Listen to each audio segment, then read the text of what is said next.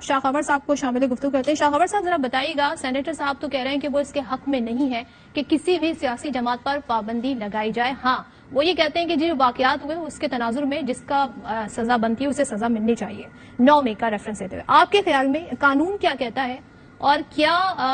یہ جو طریقہ کار بتایا جا رہا ہے یہ مشکل پروسیس ہے, اس میں ٹائم لگ سکتا ہے, یا آپ کو لگتا ہے کہ سیاسی جماعتیں آن بورڈ نہیں ہیں تو اس پہ عمل درآمد بھی مشکل ہوگا؟ دیکھیے صدر, بات یہ ہے کہ ابھی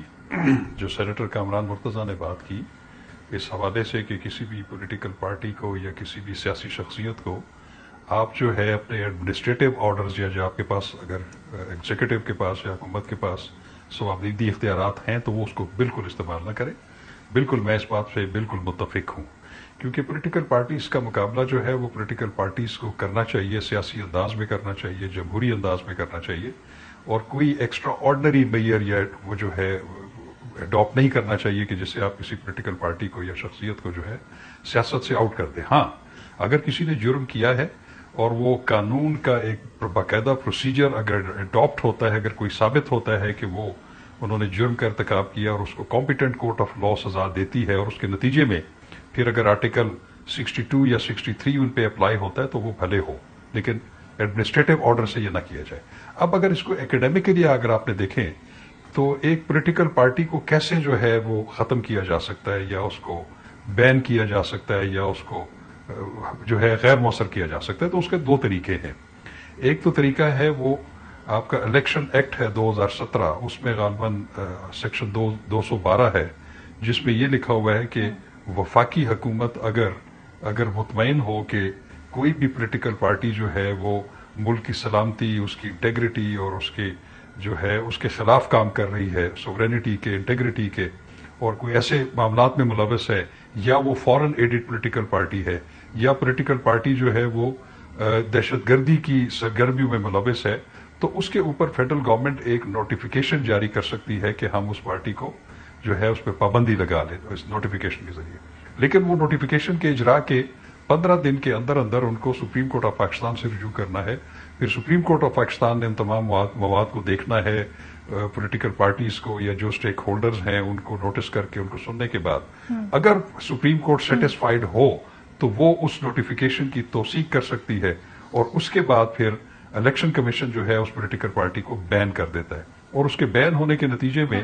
پھر اس کی جتنی بھی الیکٹڈ جو لوگ ہیں, چاہے وہ ممبر سینٹ ہیں, قومی اسمبلی کے ممبر ہیں, صوبائی اسمبلی کے ممبر ہیں,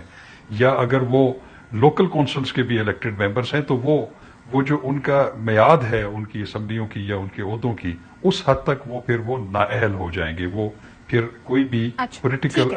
یا الیکٹڈ آفس رکھنے کے جو ہے وہ قابل نہیں رہیں گے. یہ تو ایک طریقہ ہوا. دوسرا طریقہ جو ہے جو ہمیں سننے میں آ رہا ہے وہ اینٹی ٹیررزم ایکٹ ہے 1997. اس پہ کچھ ایسی چیزیں موجود ہیں کہ اگر فیڈرل گورنمنٹ یہ محسوس کرے یا اس کے پاس ایسی کریڈیبل انفارمیشن ہو اور اس کے پاس ایسا مٹیریل ہو کہ کوئی پولیٹیکل پارٹی جو ہے وہ دہشت گرد سرگرمیوں میں ملوث ہے یا وہ سپورٹ لیتی ہے کسی دہشت گرد آرگنائزیشن سے اور پروسکرائبڈ آرگنائزیشن سے جو کہ جس کو پروسکرائب آرگنائزیشن ڈکلیئر کیا گیا ہے,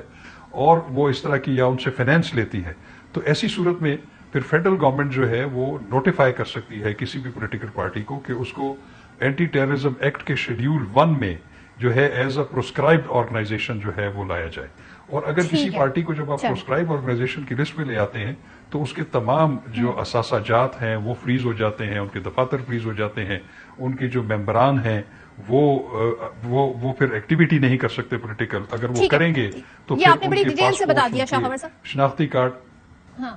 جی اب میں آپ کو تفصیل سے بتا دوں. اب کسی پولیٹیکل پارٹی کو اگر ایسا سلوک کیا جائے,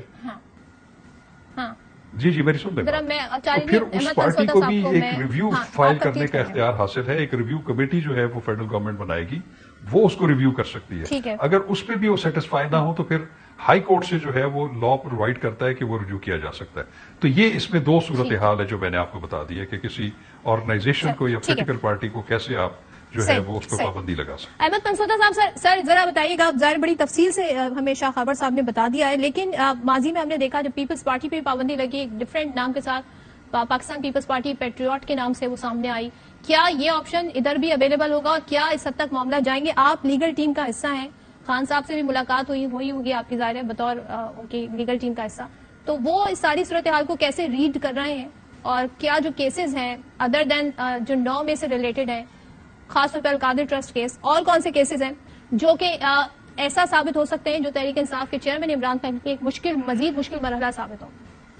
دیکھیں جی، فرسٹ آف آل تو میں اسی پر کامنٹ کرنا چاہوں گا کہ آرٹیکل 17(2) کے تحت جس طرح انہوں نے کہا کہ سپریم کورٹ کے پاس میٹر کو ریفر کیا جاتا ہے ایفرمیشن کے لیے کہ اگر وہ اس پہ اگری کریں جو کہ فیڈرل گورنمنٹ بھیجتی ہے تو تب اس پارٹی کو آپ آف کورس جو ہے بین کیا جا سکتا ہے. بنیادی طور پر میں کسی بھی پولیٹیکل پارٹی کو بین کرنے کے خلاف ہوں بیکاز یہ آئین کی اسپرٹ کے خلاف ہے. جو ہمارے آئین کی اسپرٹ ہے وہ یہ کہتی ہے کہ حاکمیت اللہ تعالیٰ کی ذات کی ہے، عوام ساکت کا سرچشمہ ہے اور اپنے نمائندگان کے تھرو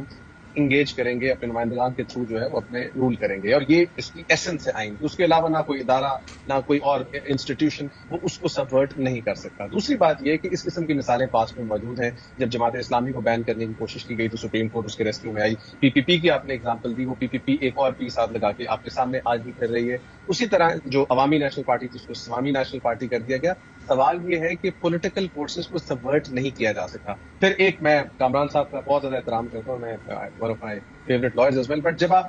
سیگریگیٹ کریں گے ایک برگر کلاس کو، ایک ممی ڈیڈی کلاس کو جس طرح کہا گیا، فرام دی ادرز جو کہ جیلیں اور یہ سب کچھ برداشت کر لیتے ہیں، تو ساتھ ساتھ ہمیں یہ بھی ریئلائز کرنا پڑے گا کہ جو جیلیں برداشت کرتے ہیں وہ 11 اکٹھے ہو کے ممی ڈیڈی کلاس جو پاکستان کی ہے اس کا مقابلہ کر رہے ہیں. اور وہ ممی ڈیڈی کلاس جس کو آپ ممی ڈیڈی کلاس کہتے ہیں وہ آج یہ کہہ رہی ہے کہ الیکشنز کروا دیں اور پتہ لگ جائے گا کہ کون AC میں بیٹھتا ہے، کون سردی میں بیٹھتا ہے اور ووٹ کہاں سے کہاں جاتا ہے. کیونکہ یہی آئین کی اسپرٹ ہے کہ جو الیکشنز ہیں دیٹ ول ڈیٹرمن کہ کس کے پاس میجورٹی ہے، کون کیسے. اور آپ کے سامنے ہے کہ پاکستان کی وہ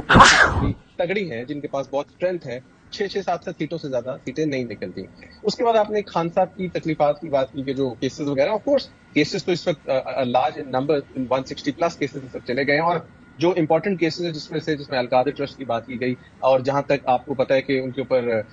توشہ خانہ کیس وغیرہ اس کی تو پروسیڈنگ بھی روک دی گئی کیونکہ فرام ڈے 1 ہم یہ کہتے ہیں کہ وہ فار پیریڈ آف 3 months کے بیانڈ شروع کیا گیا، اور بہت سارے اس میں لیگل ہچز ہیں. سملرلی القادر ٹرسٹ کیس بھی ایک بڑا انٹرسٹنگ کیس ہے کہ بینیفیشری بھی موجود نہیں ہے تفتیش میں، جہاں سے انیشیٹ ہوئی ہے وہ بھی موجود نہیں ہے، لیکن جو مڈل میں سے ایک آدمی کو اٹھا کے اس کی تفتیش نیشنل اکاؤنٹیبلٹی بیورو کر رہی ہے. اور نیشنل اکاؤنٹیبلٹی بیورو کے بارے میں یہ میرے الفاظ نہیں ہے، سپریم کورٹ کی ججمنٹس ہیں اور ہیں بھی PMLN اور باقی پولیٹیکل پارٹیز کی کانٹیکسٹ میں کہ نیشنل اکاؤنٹیبلٹی بیورو کو ایک ٹول کی طرح استعمال کیا جاتا ہے اور اس ٹول کے تھرو کوشش کی جاتی ہے پولیٹیکل انجینئرنگ کی. اور یہاں پر ایک اور زیادہ امپورٹنٹ بات یہ ہے کہ وفاقی حکومت سابقہ ادوار میں بھی آج بھی چاہے وہ خان صاحب کی ہو کسی کی حکومت ہو، وہ یہ کہتی ہے کہ جو ہمارا نیشنل اکاؤنٹیبلٹی بیورو سے تعلق ہوئی ہے، لیکن ہم دیکھتے ہیں کہ آج بھی جب نیب کوئی ایکشن لیتی ہے تو پریس کانفرنس جو ہے ہمارے انٹیریئر منسٹر کرتے ہیں، انفارمیشن منسٹر اس کی کلیریفیکیشنز دیتے ہیں. اگر وہ ادارہ اتنا آزاد ہے تو وہ اپنی پریس ریلیز دے دے اور اس میں آ کے کوئی ان کا بندہ ایکسپلین کر دے. تو سوال یہی ہے کہ پاکستان کی history is filled up with cases جو کہ پولیٹیکل فورسز کو سبورٹ کرنے کے لیے ہیں، جس میں سے نواز شریف صاحب کا کیس ایک ہے.